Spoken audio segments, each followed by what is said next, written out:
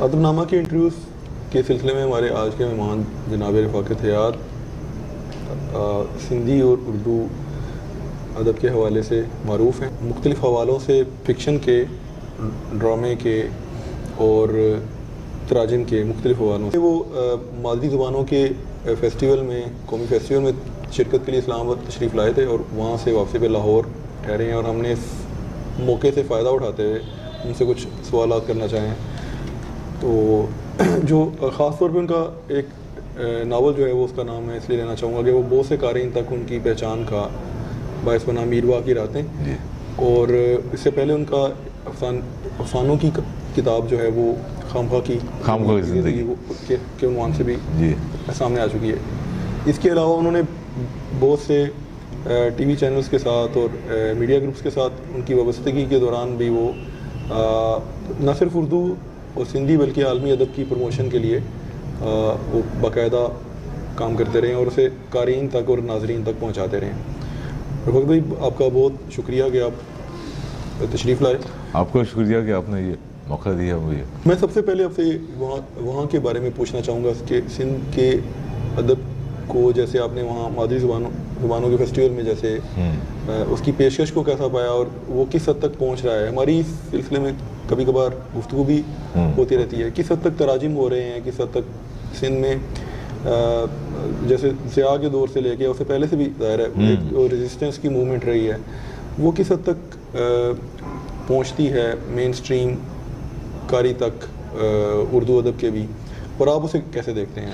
اچھا، پہلے میں جو ہے وہ مادری زبانوں کے ادبی میلے کے حوالے سے عرض کروں گا کچھ کہ میں جو پہنچا وہاں پر، اور یہ ہے کہ انوگریشن میں شریک ہوا میں اس کی، اور وہاں جو ہے وہ افتتاحی اجلاس میں اس کے سندھ حکومت کی نمائندگی بہت زیادہ نظر آئی. جیسے کہ سندھ کے جو سیکٹری ہیں، صوبائی سیکٹری ثقافت کے اور تعلیم کے، وہ اسٹیج پر موجود تھے، اور ایک سینئر وزیر شیلا رضا موجود تھی اسٹیج پہ، اور ان کے ساتھ ساتھ جو ہے وہ اور بھی لوگ تھے، شاہ محمد مری صاحب تھے، یہ وہ. لیکن جو ہے وہ کسی بھی اور صوبے کی حکومت کی نمائندگی وہاں نہیں تھی، حتیٰ کہ وفاق کی بھی نمائندگی نہیں تھی. لیکن جو ہے وہ ہے کہ انڈس کلچر فورم کے روئے رواں نیاز ندیم صاحب اس میلے کو سجاتے ہیں، ان کے ساتھ ٹیم ہے پوری ان کی ایک، اور یہ ہے کہ چوتھا مادری زبانوں کا ادبی میلہ ہوا ہے یہ سلسلے کا چوتھا. ہاں، اور یہ ہے کہ اس مرتبہ کے ایک کا جو میلہ تھا اس کی خاص بات یہ تھی کہ انڈس کلچر فورم کے پلیٹ فارم سے انہوں نے 3 کتابیں جاری کی. ایک کتاب ہے ہماری شاعری، ایک کتاب کا نام ہے ہمارا افسانہ، اور ایک کا نام ہے لسانی اور ثقافتی تنوع، مضامین ہے اس میں. اچھا، اس میں جو ہے وہ تمام زبانوں کی شاعری کا انتخاب کر کے انہوں نے اسے اردو میں ٹرانسلیٹ کیا ہے، اور تمام زبانوں کے افسانے لے کے اردو میں انٹروڈیوس کیا ہے انہوں نے. دراصل ہے کہ جتنا بھی جو ہے وہ ادب مقامی زبانوں کا ہے، جو میرے خیال میں ہماری قومی زبانیں ہیں، جی بالکل، ان کا ادب جو ہے وہ اسے جو ہے وہ زیادہ سے زیادہ اردو میں کرنے کی ضرورت ہے. اور ہے کہ سندھ کا حوالہ یہ ہے کہ سندھ کے جو بیشتر سندھی کے ادیب ہیں ان کا اردو سے بہت گہرا تعلق رہا ہے. جیسے کہ شیخ ایاز کی میں بات کروں گا. شیخ ایاز کی پہلی 2 کتابیں شاعری کی اردو میں چھپی تھی.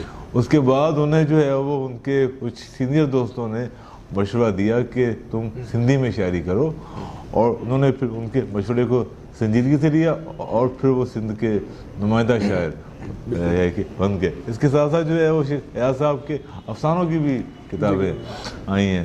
اچھا، پھر جو ہے وہ ایک چیز کہ سندھ کے جو نوجوان لوگ ہیں اور جو سینئر لوگ بھی ہیں، اردو سے ان کا بہت گہرا تعلق ہے، اور اردو ادب بہت زیادہ مقدار میں، تعداد میں پڑھا جاتا ہے وہاں پر.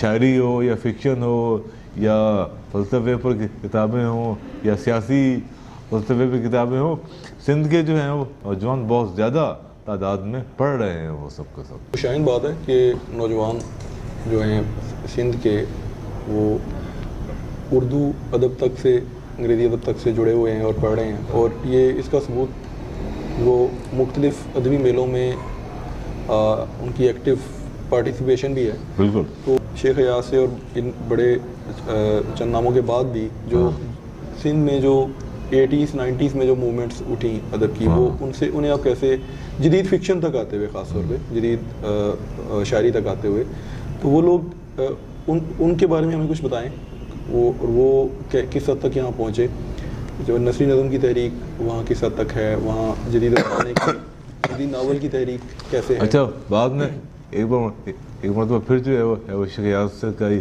ذکر کروں گا. شیخ ایاز کی جب پہلی سندھی کی کتاب چھپی تو شاید ایوب خان کا دور تھا اور 1 یونٹ تھا اس وقت, تو وہ کتاب ہے کہ چھپتے ہی بین ہو گئی اور شیخ ایاز کو ہے کہ گرفتار کر لیا گیا. اور پھر ہے کہ اس کے بعد جو ہے وہ شیخ ایاز ایک مستقل طور پر مزاحمت کی علامت بنتے چلے گئے. اچھا, شیخ ایاز کے علاوہ پھر ہے کہ ایک اور اہم شاعر سندھی کے جو ہے وہ تنویر عباسی ہیں, جو کہ ہے کہ ان کا کام بہت اہم ہے. پھر آغا سلیم ہیں جنہوں نے کہ شاجو رسالوں کو بھی اردو میں ٹرانسلیٹ کیا, اور ہے کہ آغا سلیم جو ہے وہ بنیادی طور پہ فکشن رائٹر تھے. ان کی جو ہے وہ ان کا ایک ناول اردو میں ٹرانسلیٹ ہوا ہے ہماؤس کے نام سے, اکبر معصوم نے کیا تھا. اس کے علاوہ جو ہے وہ سندھی کے جو سینئر فکشن رائٹرز ہیں ان میں جو ہے وہ نسیم کھرل کا نام بہت نمایاں ہے. ایک اور رائٹر تھے مانک, ان کا کام بہت اہم ہے. لیکن جو ہے وہ ان کے ساتھ ساتھ علی بابا بھی ایک اہم ادیب تھے سندھی کے. لیکن افسوس کی بات یہ ہے کہ عمر جلیل بھی تھے, ہیں بلکہ وہ, کہ ان کا جو ہے وہ میجر کام اب تک اردو میں منتقل نہیں ہو سکا.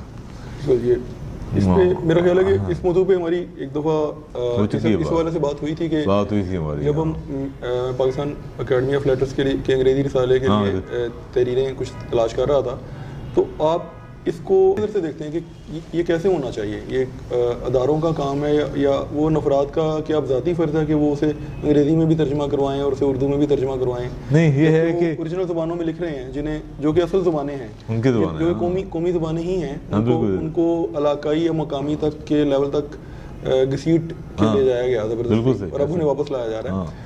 تو یہ کہ اتنا ایک علاقے کا جو انڈیجنس فکشن ہے, خاص طور پہ انڈیجنس شاعری ہے, وہ اس کا نہ پہنچ پانا اسے اب باقی قوم تک.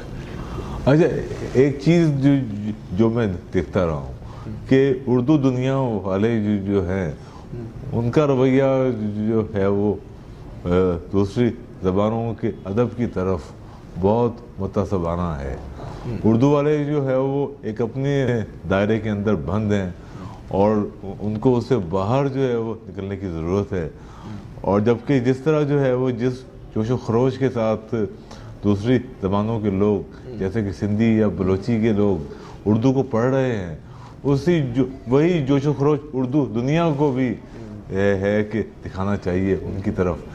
اور بدقسمتی سے جو ہے وہ میں چونکہ کراچی میں رہتا ہوں, اور کراچی جو ہے وہ اردو کا ایک مرکز ہے, اہم مرکز ہے, اور وہاں جو ہے وہ بہت کم ادیب ہیں جو کہ سندھی ادیبوں کے ساتھ گھلتے ملتے ہیں, ان کی چیزیں پڑھتے ہیں, بہت کم ہیں. البتہ ہے کہ ہمارے دوست آصف فروغی صاحب نے جو ہے وہ خاصا کام کیا ہے اس حوالے سے. شیخ ایاز کی بھی بہت سی چیزیں انہوں نے اردو میں کی ہیں.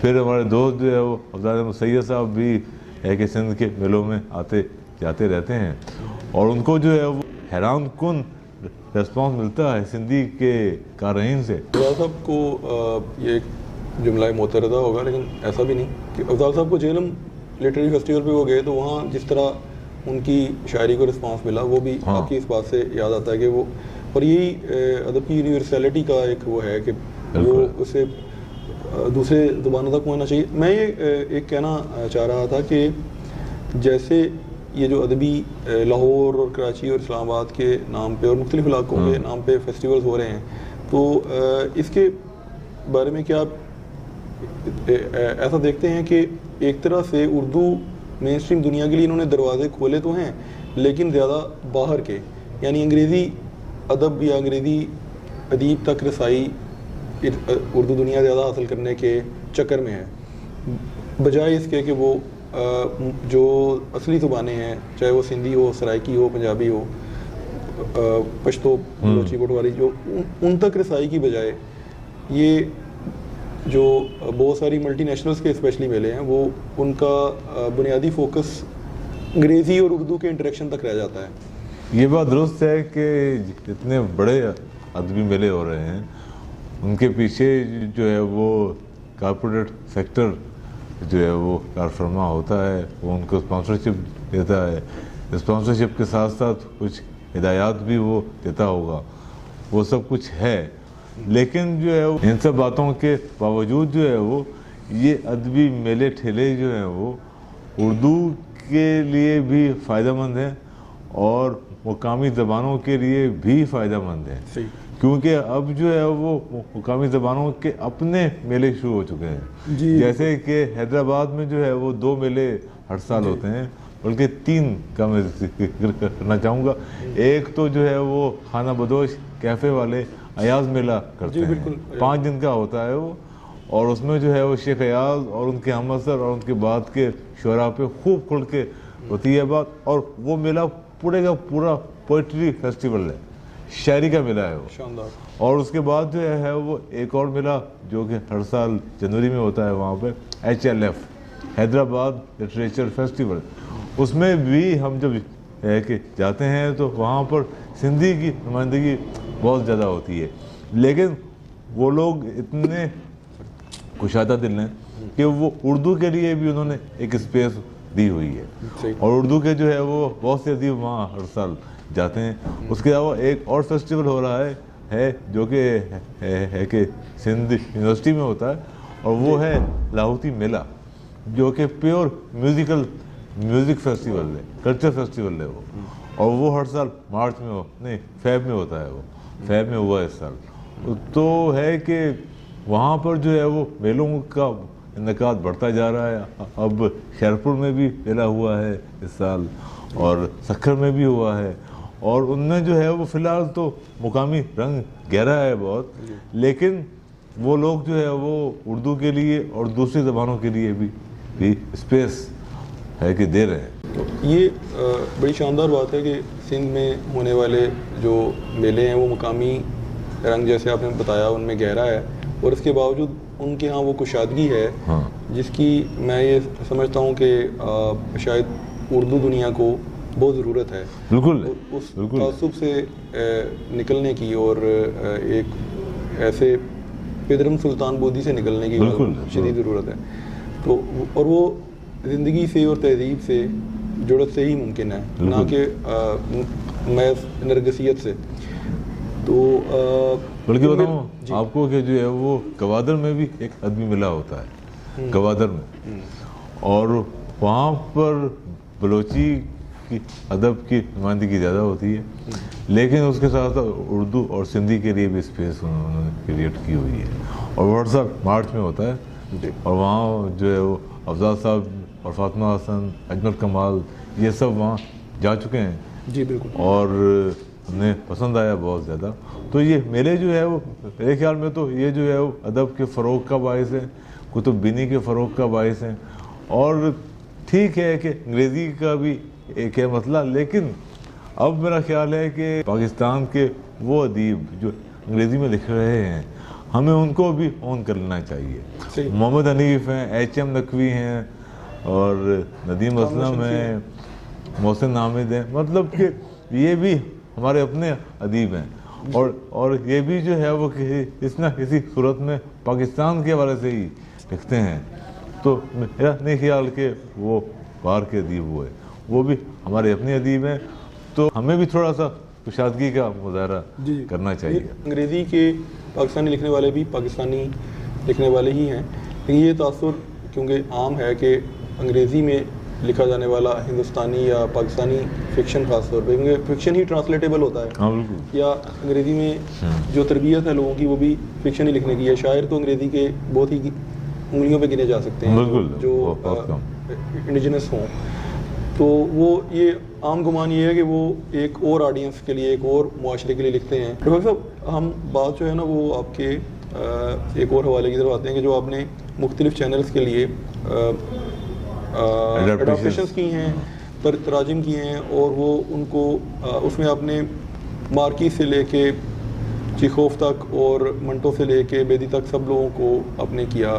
آپ نے اس ایکسپیرینس کو کیسا پایا کہ ایک جینون فنکار اور ادیب کے طور پہ آپ چینلز کی جو دنیا ہے اس میں آپ کا کام کیسے سامنے آیا؟ دراصل ہے کہ جب یہ پرائیویٹ چینلز نئے آئے تھے تو اس وقت جو ہے وہ ہر چینل پہ ایک اسپیس موجود تھی ایکسپیریمنٹس کے لیے، اور وہی دور تھا کہ جب کم و بیش ہر جو چینل ہے ان پر ایک ایکسپیریمنٹ کے لیے اسپیس تھی. تو یہ ہوا کہ خالد احمد ایک پروڈیوسر ہیں، ڈراموں کے ایکٹر بھی ہیں، تھیٹر کے، انہوں نے جو ہے وہ ایک سیریز اسٹارٹ کی آج کی کہانیاں کے نام سے، اور کوئی اس کے جو ہے وہ لگ بھگ 50 سے زیادہ ایپیسوڈ ریلیز ہوئے تھے، آن ایئر ہوئے تھے.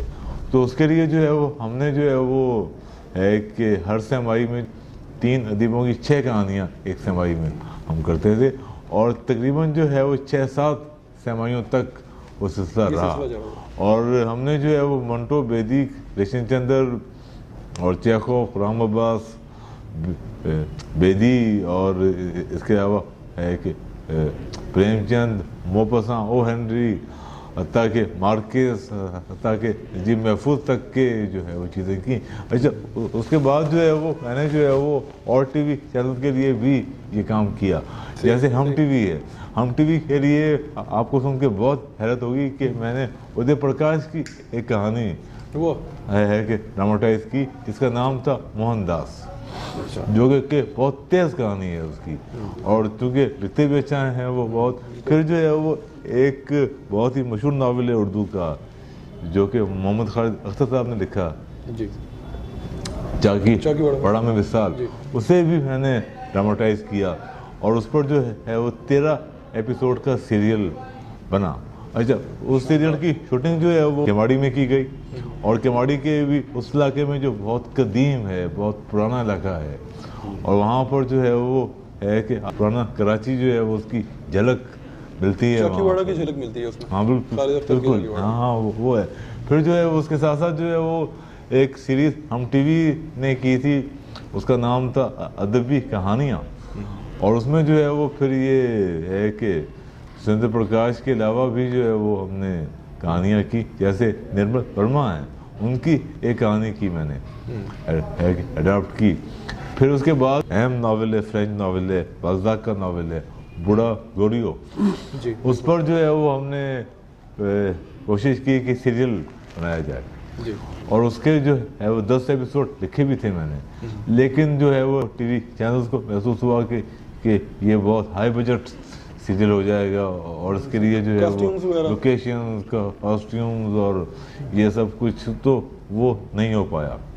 لیکن جو ہے وہ میں نے جو اپنا پہلا سیریل لکھا تھا ٹی وی کے لیے، جو کہ انڈس ویژن پاکستان کا پہلا انٹرٹینمنٹ پرائیویٹ چینل تھا، اس کے لیے لکھا تھا میں نے، اور وہ سیریل اس کا نام تھا پہلی سے محبت.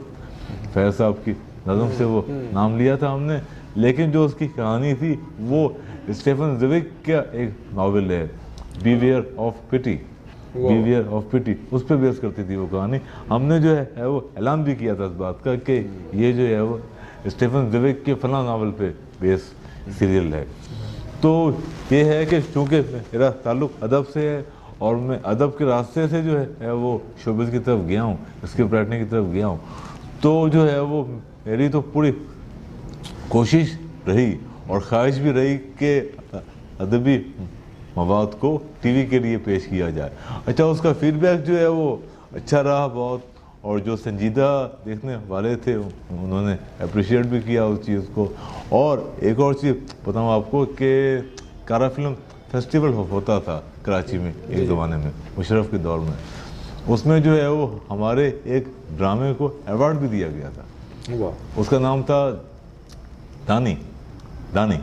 وہ جو ہے وہ کرشن چندر کا ایک افسانہ تھا، جو کہ ایک فٹ پاتھیے پہ تھا، جو کہ فٹ پاتھ پہ رہتا ہے، فٹ پاتھ ہی اس کا گھر ہے، اور وہ گھر نہیں ہے اس کے پاس، اور وہ ہے کہ ایک ہوٹل میں جاب کرتا ہے, پھر وہ شادی کرتا ہے, اور شادی کے بعد خواب دیکھتا ہے کہ بچوں کے گھر ہوں گے, یہ ہوگا وہ ہوگا, لیکن ایک رات ایک ٹرک جو ہے وہ اس کی بیوی کو مار دیتا ہے, کچل دیتا ہے. اس کے بعد وہ آدمی پاگل ہو جاتا ہے, اور پاگل ہونے کے بعد وہ جو ہے وہ ایک ڈبہ سا لے کر گھومتا ہے اور کہتا ہے کہ میں ایک بلڈنگ بنا رہا ہوں اور سب کو گھر دوں گا میں, اور یہ وہ تو اس پہ تھا, وہ بہت سی تبدیلیاں لانا چاہتا ہے وہ. ہاں بالکل بالکل ہے.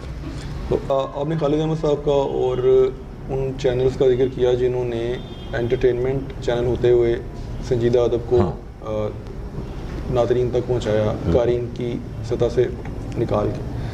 تو اس کے علاوہ جو آپ نے یقیناً بہت سے کمرشل, جس طرح ابھی ہم ڈسکس کر رہے تھے, سوپ کہانیاں اس طرح کی آپ نے کی ہیں, یہ اس میں آپ ان دو چیزوں کو آپ کیسے ان کے لیے وقت نکال پاتے ہیں, یا ان کو کیسے ان دو مختلف دھاروں کو ملا پاتے ہیں؟ دراصل ہے کہ مجھے ایک چیز کا احساس ہے کہ شاید میں جو ہے وہ شوبز میں مسفٹ آدمی ہوں, کیونکہ شوبز کا مزاج جو ہے وہ پھر آہستہ آہستہ بدلتا چلا گیا, اور شوبز کا پورا جھکاؤ جو سطحی لکھنے والی خواتین ہیں جو کہ ڈائجسٹوں میں چھپتی ہیں ان کی طرف ہو گیا.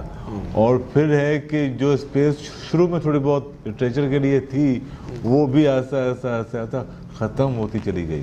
اور پھر ہے کہ جو ہے وہ سنگل ڈرامے بنتے تھے پہلے, بند ہو گئے وہ, اور پھر پوری توجہ چینلز کی سوپ اور سیریل پہ چلی گئی. آج تک یہ رجحان جاری و ساری ہے. تو پھر ہے کہ میں نے پھر جو ہے وہ ہے کہ 2012 میں جیو جوائن کر لیا تھا میں نے, اور وہاں پر جو ہے وہ ان کا شعبہ تھا ایڈاپٹیشنز کا, اس میں رہا میں. اور اس میں جو ہے وہ رہتے ہوئے ایک نیا ٹی وی چینل جیو نے لانچ کیا تھا, جیو کہانی کے نام سے. اس کے لیے ہم نے جو ہے وہ میرا سلطان ڈرامہ جو ہے وہ کہ ڈب کیا. اس کا اسکرپٹ جو ہے وہ پورے کا پورا اسکرپٹ میں نے کیا, اور وہ ڈرامہ خاصا مشہور ہوا, پاپولر رہا وہ, اور ہمیں بھی وہ ڈرامہ پسند تھا بہت زیادہ, اور ہم نے اس کے اسکرپٹ کو انجوائے کیا بہت. دراصل ہے کہ ہمارے پاس جو ہے وہ ایک ترکی کا ٹرانسلیٹر تھا جو کہ ترکی سے اردو میں کرتا تھا. اس کی اردو بہت ہی خراب تھی, بہت ہی خراب تھی, تو اس کا لکھا ہوا اسکرپٹ میں پھر ٹھیک کرتا تھا. میں اسے باضابطہ طور پہ درباری زبان اور عہدوں کے حساب سے, اور ڈائلاگ جو ہے وہ پورا وہ جو ہے وہ ہے کہ ہاں وہ کہ بادشاہ ہے, وزیر ہے, اور مشیر ہیں مختلف, اور پھر جو ہے کہ حرم ہے, حرم کے معاملات, اور پھر جو ملازمین ہیں ان کے معاملات, وہ سب جو ہے وہ کیا میں نے, اور بڑا اچھا ایکسپیرینس رہا وہ میرے لیے. اور ہے کہ اسی لیے میں آج کل جو ہے وہ ایک اور چینل میں ہوں جو کہ بنیادی طور پر بچوں کا ٹی وی چینل ہے. اور وہاں پر جو ہے وہ دنیا بھر کے بہترین کارٹونز آتے ہیں ہمارے پاس, اور ہم ان کو جو ہے وہ ترجمہ کرتا ہوں میں, ان کا اسکرپٹ کرتا ہوں میں ان کا, پھر وہ ڈبنگ ہوتی ہے اردو میں, اور وہ جو ہے وہ نومبر سے آن ایئر ہو چکا ہے وہ. زبردست. کویشچن تو ایک ڈیو ہے, وہ یہ کہ ہم یہ درباری اور حرم سراؤں کی لینگویج سے نکل کے اس میں جس طرح کی عام لوگوں کی کے افیئرس جو بیان کیے گئے ہیں اس میں, اور جیسے عام لوگوں کی زبان ہی میں لکھا گیا ہے, وہ انہی کرداروں کی اٹھنے بیٹھنے کی, انہی کرداروں کی معاشرت کو بیان کیا گیا ہے جو وہاں کے ہیں. تو یہ اس کو آپ کیسے کمپرومائز کر پائے جب آپ یعنی چینل کے لیے آپ اڈاپٹ کر رہے ہیں مختلف چیزیں, اور جو ناول آپ لکھ رہے ہیں, تو ایک لکھنے والے کا ایک رول آپ کو کیسے, اس کو کس نظر سے دیکھتے ہیں, اس کی اپنی جو دنیا ہے, جو اس کے کرداروں کی دنیا ہے اس میں جینا, اور ایک کمرشل باہر کی دنیا میں جینا جس میں وہ خود جی رہا ہے؟ ہاں, دراصل ہے کہ دونوں بےحد مختلف چیزیں ہیں, مختلف سمتیں ہیں میرے خیال میں. یعنی کہ ٹی وی کے لیے تو ظاہر ہے میں پیسوں کے لیے لکھتا رہا, کیونکہ جو ہے وہ اسی کی وجہ سے میں ہے کہ اس طرف گیا تو اتنا شوق نہیں تھا مجھے, لیکن میں چلا گیا اس طرف. اور یہ جو ہے وہ ادبی کام یہ بالکل الگ ہے, اور یہ میں ایک اپنی جو ہے وہ تسکین کے لیے یا اپنے جو ہے وہ شوق کی خاطر میں یہ کرتا رہا. اور یہ ہے کہ ایک چیز بتاؤں آپ کو کہ پی ٹی وی کا جو دور تھا یا زمانہ تھا اس میں جو ہے وہ کسی بھی اسکرپٹ رائٹر کے لیے بنیادی شرط ہوتی تھی کہ اس کا تعلق ادب سے ہو. بالکل. اور یہ ہے کہ اس نے ادب لکھا ہوا ہو, افسانہ لکھا ہوا ہو, شاعری کی ہوئی ہو یا پڑھا ہوا ہو. ہاں بالکل ادیب ہو وہ. اس کے لیے جو ہے وہ پی ٹی وی اپنے دروازے کھولتا تھا. لیکن جب یہ پرائیویٹ چینلز کی یلغار ہوئی ہے تو ان کو جو ہے وہ بہت زیادہ ان کی ڈیمانڈ بڑھ گئی. پھر جو ہے وہ ان کے لیے بنیادی شرط غالباً اسے الٹ ہے کہ ادیب نہ ہو تو اچھا ہے. ہاں بالکل ہے. اور پھر ہے کہ ایک اور چکر جو خاصے عرصے سے چل رہا ہے وہ یہ ہے کہ جو مارکیٹ ہے وہ چینلز کو ڈکٹیشن دیتی ہے اور چینل پھر ان کی اس پہ عمل کرتے ہیں. تو اس لیے جو ہے ادب کا کام بالکل الگ ہے اور وہ کام الگ ہے. لیکن ایک چیز ہے کہ ڈرامہ آن ایئر ہوتا ہے, اس کے اگلے دن کسی کو یاد بھی نہیں ہوتا کہ آن ایئر کیا ہوا ہے. اس کے برعکس وہ جو پی ٹی وی کے جن ڈراموں کا آپ نے نام لیے بغیر لکھا, جن فنکاروں کا ذکر کیا ہے, تو نام لینا ضروری بھی شاید نہیں, لیکن وہ ابھی تک لوگوں کو کردار بھی یاد ہیں. بالکل. اور ان کی برسیاں بھی لوگ جو فوت ہو گئے ہیں ہاں بالکل منائی جاتی ہیں. تو یہ ایک سوچنے کی بات ہے غالباً سارے نئے چینلوں کے لیے یا جو پرانے بھی ہیں جو اس روش پہ ہیں. مجھے تو ایک طرح کا وہ اس میں کوئی مارکسی جدلیات سی لگتی ہے کہ وہ مارکیٹ جو پی ٹی وی اور ان اداروں نے جو سرکاری تھے اور جو تمام پابندیوں میں تھے اور تمام ڈکٹیٹرشپس میں تھے, اس کے باوجود انہوں نے پیدا کی اور انہوں نے شوکت صدیقی اور کن قداور لوگوں کی چیزیں دکھائیں اور سامعین تک پہنچائیں. ہم لوگوں کی جس طرح وہ تربیت کا یا ذوق کی تربیت کا باعث بنے, تو ان کی پیدا کی ہوئی مارکیٹ کو اور اسپیس کو جو لوگ استعمال کر رہے ہیں وہ یہ فرق صاف ظاہر ہے والی بات ہے کہ وہ کیا پیدا کر رہے ہیں. وہ جس طرح کا ٹیسٹ یا جس طرح کا انوائرمنٹ پیدا کر رہے ہیں وہ غالباً بالکل مختلف ہے اس سے, آزادی کے باوجود. تو اچھا ہم دوبارہ ایک ناول کی طرف ہی یعنی فکشن کی دنیا کی طرف ہی چلتے ہیں کہ جو افسانے اور ناول دونوں آپ نے لکھے ہیں اور آپ نے ڈرامے بھی پروڈیوس کیے ہیں, تو کس, یہ تھوڑا سا کلیشے سوال ہے کہ کس فارم کو آپ نے زیادہ اپنے دل کے نزدیک اپنے لیے زیادہ ایزی پایا؟ ہاں بالکل ہے. دراصل ہے کہ جو فارم میرے دل کے قریب ہے یا جو میری سب سے پسندیدہ فارم ہے اب وہ ناول ہے. اور ہے کہ افسانے سے میں نے آغاز کیا اور پھر ایک انتخاب کر کے جو ہے وہ ایک چھوٹی سی کتاب میں لایا تھا, اس کا نام تھا خامخواہ کی زندگی. اس میں 13 افسانے تھے, وہ 2003 میں چھپی تھی. اس کے بعد جو ہے وہ ہے کہ 99 میں میں نے میروا کی راتیں کا فرسٹ ڈرافٹ لکھ لیا تھا اور اسے دوستوں کو بھی دکھا دیا تھا. سب کی رائے ہے کہ اچھی تھی بہت, لیکن وہ چھپا 2015 میں آج اور اس کے بعد وہ کتاب بھی چھپ گئی. مجھے حیرت ہوئی اس بات کی کہ افسانوں کی کتاب بھی آئی تھی, اس کا بھی تھوڑا بہت فیڈ بیک آیا تھا, خاصا بہتر تھا وہ اس وقت کے لحاظ سے, لیکن جو ہے وہ اس ناول کا فیڈ بیک بہت شاندار رہا. اور یہ ہے کہ میرے لیے فکشن جو ہے وہ ایک تو اپنے وجود کے جواز کے طور پہ بھی ہے, دل کے بہت قریب ہے وہ میرے, اور میری خواہش ہے کہ زندگی مجھے فرصت دے اور موقع دے تو میں بہت سے ناول لکھوں. میں دراصل ہے کہ اس میں جو ہے وہ آزادی ہوتی ہے اور کوئی سینسرشپ کا بھی خوف نہیں ہوتا اور کوئی وہ ڈر کی بات ہی نہیں ہوتی. اس لیے جو ہے وہ اس میں یعنی کہ اس کی مثال ایسے ہی ہے کہ ایک ایسا گھوڑا جس کی کہ لگام میرے اپنے ہاتھ میں ہے, جہاں چاہوں اس کو میں لے جاؤں, کوئی پوچھنے والا نہیں ہے. جبکہ جو ہے وہ جبکہ شوبز میں جو ہے وہ ایک ایک قدم پہ جو ہے وہ رکاوٹ ہے, پابندی ہے اور مطالبے ہیں, فرمائشیں ہیں. تو اس میں جو ہے وہ میرا خیال ہے کہ اس میں کریٹیوٹی ختم ہو چکی ہے, دم توڑ چکی ہے. ٹی وی ڈرامے کا جو ہے وہ کریٹیوٹی سے یا سنجیدہ ہے کہ سنجیدگی سے کوئی تعلق رہا نہیں ہے. اب وہ ایک پیورلی کمرشل کام ہے اور اس میں جو ہے وہ کریٹیوٹی دور دور تک نہیں ہے، اور وہ کام جو ہے وہ ماسز کی ضروریات، ماسز کے سوچنے کا طریقہ، اس کو دیکھ کر چیزیں بنائی جاتی ہیں. اسی لیے وہ ڈرامے ماسز کو کوئی انسائٹ نہیں دیتے، ان کو زندگی کے بارے میں کچھ نہیں بتاتے، اور ان کو ایجوکیٹ بھی نہیں کرتے. اب تو یہ بھی ہو گیا ہے اب تو، ورنہ ہے کہ پی ٹی وی نے جو ایک اسٹینڈرڈ سیٹ کیا تھا وہ لوگوں کو ایجوکیٹ بھی کرتے تھے، انٹرٹین بھی کرتے تھے، اور ہے کہ ان کی تربیت کرتے تھے وہ. بالکل. اور ہے کہ یہ چیز جو ہے وہ ختم ہو گئی، اور پورے کے پورے پرائیویٹ چینل جو ڈرامے کے ہیں انہیں صرف ایک ہی غرض ہے کہ پیسہ کمایا جائے کسی بھی طرح، کچھ بھی کر کے. تو ایسے میں جو ہے وہ ایک سنجیدگی وہاں پر ممکن نہیں ہے.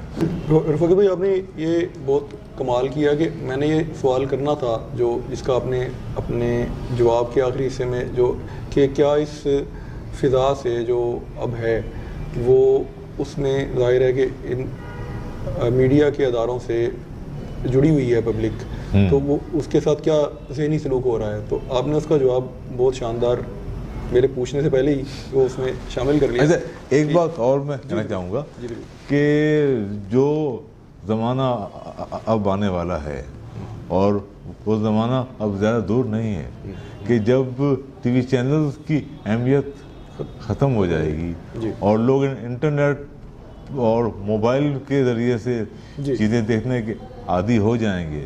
اور ہے کہ باہر تو خیر ہوا بہت تیز چل رہی ہے ان چیزوں کی، ہمارے یہاں بھی ہے کہ کام شروع ہو چکا ہے، اور بہت سے لوگ اب جو ہے وہ انٹرنیٹ کے لیے چھوٹی چھوٹی ڈیوریشن کی چیزیں بنا رہے ہیں، سیریز بنا رہے ہیں، اور یہ ہے کہ اس میں آزادی بہت ہے، اس میں جو ہے وہ پابندی نہیں ہے، اس میں جو ہے وہ ٹی وی چینل کی سننے کی ضرورت نہیں ہے، جس کا جو جی چاہتا ہے وہ بنائے اور وہ ہے کہ اپلوڈ کر دے. تو آہستہ آہستہ جو ہے وہ کچھ بڑے ادارے بھی اس طرف متوجہ ہو رہے ہیں، اور اس کی وجہ سے جو ہے وہ میرا خیال ہے کہ ایک نئی اسپیس کریٹ ہونے جا رہی ہے جو کہ خاصی امیدوں سے بھری ہوئی اسپیس ہے. روہت بھائی، آپ نے یہ بہت پازیٹیو نوٹ پہ بات کی ختم، اور یہ بلا شبہ ایسا ہے بھی کہ ایک نئی جو امکانات سے بھری ہوئی دنیا ہے وہ پیدا ہوتی دکھائی دیتی ہے. ہم اس کی رفتار شاید اتنی تیز نہ ہمارے اور اس میں شاید یہ فیکٹر بھی شامل ہو کہ جب ایک برس پہ مبنی ایک ایسا خلا پیدا کر دیا گیا ہو تو یا اس سے زیادہ برس میں مبنی، تو وہ اس سے جن لوگوں کی جن نسلوں کی تربیت جو ہے اس میں بہت سارا کمرشلزم ہی شامل رہا ہو، تو وہ انہیں سے نکلتے اس بیہیویئر کو ان لرن کرتے ہوئے کچھ شاید وقت لگے گا.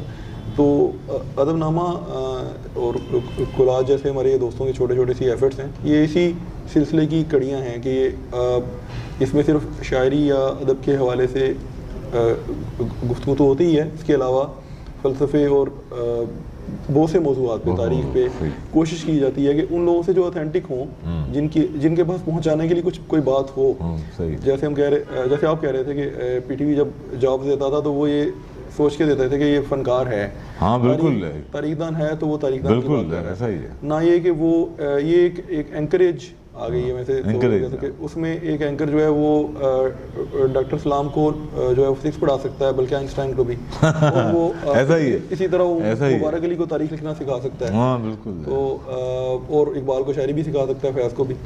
تو یہ ہمیں بہت خوشی ہوئی کہ ہم نے ایک واقعتاً جینون فنکار سے، جس نے اپنے لکھنے کی طاقت سے، اپنے قلم کی طاقت سے، اپنی سوچ سے اپنا نام بنایا، اور اس میں یہ اور بھی خوشی کی بات ہے کہ مسلسل اس میں اضافہ ہو رہا ہے. آخری سوال روہت بھائی آپ سے یہ کریں گے کہ آپ اسلام آباد سے لاہور تشریف لائے اور یہ بڑی مہربانی اور کرم نوازی ہے، یہاں کن دوستوں سے ملاقات رہی اور کیسا لگا آپ کو؟ اچھا، یہاں مجھے آج تقریباً چوتھا دن ہے. بدھ کی دوپہر میں یہاں وارد ہوا، اور میرا چھوٹا بھائی یہاں رہتا ہے، اس کے یہاں گیا، میں سامان چھوڑا، بچوں کو چھوڑا وہاں. اس کے بعد میں فوراً جو ہے وہ ریڈنگ پہنچا. تیز بارش ہو رہی تھی، تیز بارش میں جو ہے وہ میں بھی میں بے چین تھا کہ میں گھر پہ کیوں رہا ہوں، دوستوں کے پاس جاؤں جو کہ ادب پڑھتے ہیں لکھتے ہیں. تو جو ہے وہ محمود الحسن سے ملاقات رہی میری. پھر اس کے بعد اگلے دن جو ہے وہ محمد عباس سے ملا میں، اور پھر جو ہے وہ کرم اللہ صاحب سے ملا میں. آج میں محمد سلیم الرحمان صاحب سے مل کے آیا ہوں. اور پھر ہے کہ لاہور لٹریچر فیسٹیول بھی ہو رہا ہے، وہاں بھی میں کل بھی گیا تھا، آج بھی گیا ہوں. اور وہاں جا کر صرف جو ہے وہ آصف فروخی اور کچھ اور لوگ ان سے ملا ہوں. لیکن جو ہے وہ ہے کہ اب جو ہے وہ اتوار کی شام کو جو ہے وہ حلقہ ارباب ذوق ایک اجلاس کر رہا ہے، جس میں ڈاکٹر امجد طفیل صاحب مروا کی راتیں پر مضمون پڑھ رہے ہیں. اور اس کے علاوہ جو ہے وہ عاصم بٹ کے ناول پہ بھی ایک مضمون پڑھا جائے گا.